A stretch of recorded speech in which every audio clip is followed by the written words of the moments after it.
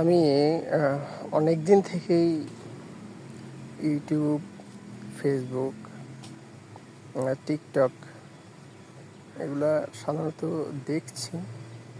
কখনো video create করা হয় নাই, বা হলেও আসলে কিছু কিছু রিল ভিডিও হালকা পাতলা এগুলা তৈরি করা হয়েছে আর কি, যেগুলা একান্তই আপনার এত ভিউ না, নর্মাল এরকম প্রফেশনালি কোনো কিছু করার ছিল না মোটো।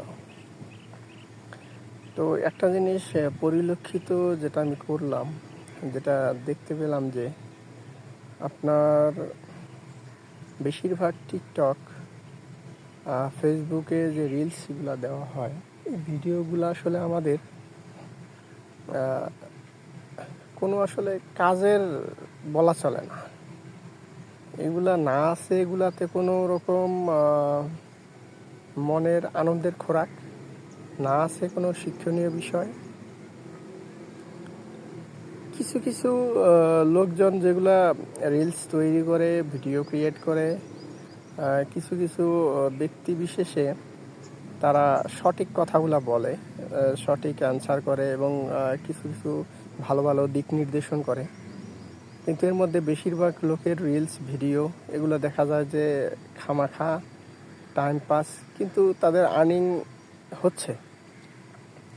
আসলে আমাদের সকলেরই উচিত যে যারা রিলস তৈরি করি বা কিছু ভিডিও তৈরি করি, যদি কিছু শিক্ষণীয় ভিডিও বা কিছু রিলস আমরা সবার মধ্যে প্রোভাইড করতে পারতাম, তাহলে মনে হয় 100 জনের মধ্যেও সবার না হলেও কিছু লোকের উপকার হতো আর কি।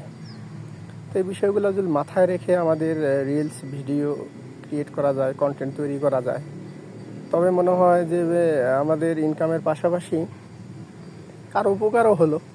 এই বিষয়গুলো আসলে আমাদের মনে হয় মাথায় রাখা উচিত একদমই।